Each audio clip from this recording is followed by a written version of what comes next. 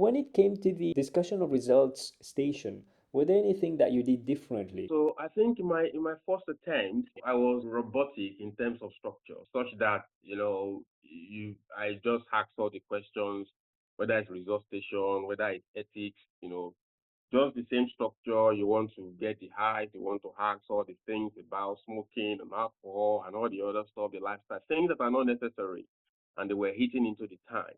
But when it comes to result station, there are a lot of things I changed because with the result station, a lot of things have been done prior to the blood test being done. So you don't want to waste precious time by, asking unnecessary questions, going to the beginning of the story. You already have, part of the story, a big chunk of the story before the results was, before the investigation was requested in the first place. So for result station, the structure changed a little bit in the sense that all you want to do is, clarify. You don't want to assume, even though you know it's result station. You want to find out, the reason for the consultation that day. So patient most probably will tell you, yeah, I've come for my result, and then you can then summarize, the last um contact, either with your colleague or with whoever they saw, or whether it's hospital, attendance, or whether it's discharge from A&E. I can see from your records that a colleague of mine saw you, or maybe you attended A&E because of this, and then this investigation was requested, and then this is the result. And then most of our people say, yeah, that's true and all that. So, and then you want to find out from them, apart from the result, is there another thing they want to discuss? That's getting their height essentially, and then any concern, they tell you about, and then if there's any other expectations, you want to find out from that. And then you move straight to telling them the result. The reason for that is because for result station, the elephant in the room is essentially the result. So, and you want to avoid unnecessary anxiety, unnecessary agitations, and patients, wanting to know the results.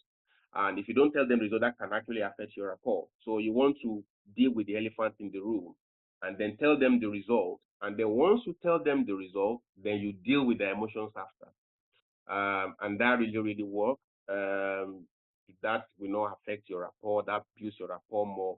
And then from there, you then deal with whatever questions they have. If it's breaking bad news, you deal with their emotions, you show empathy, and then from there, they ask questions. What about this? You answer. What about that? You answer. And then you can then flesh up if there's any data gathering you've not done.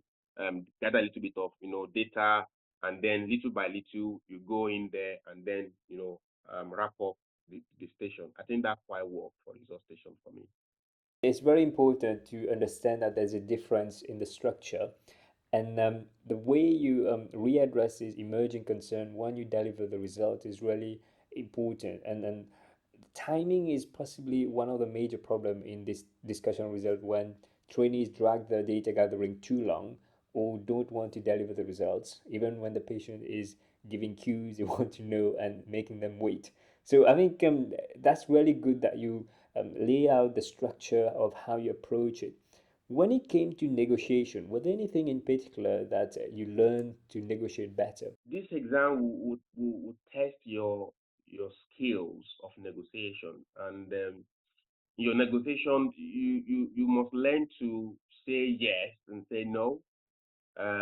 For example, if a patient asks you, for example, for a CT, scan of any part of the body, and you feel that CT scan is not necessary, you must learn to say, yes. For example, the patient say, I've got abdominal pain, and I want a CT scan, of my tummy, or CT scan from head to toe.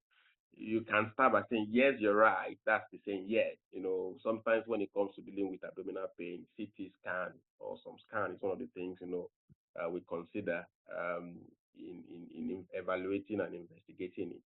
Then after saying yes, then you say no, and then you must explain why you say no. Then you explain to the patient, in your case, I don't think CT scan will be appropriate. You tell them the risk, radiation and all that, and then you then give them an alternative. So you are saying no to you said yes, that build rapport, you are winning them over. You said no, you're telling them the reason why, you are not doing a CT scan, then you more or less compromise and say yes by giving them another alternative, to a CT scan. Maybe you want to give them an ultrasound scan or something like that. And that really helps, in building your rapport and not missing mark on that. And of course scoring big in the exam. If you found this video useful, you might want to watch this video in which I go more depth on clinical management. Click the video to watch it. Take care everybody. Bye bye.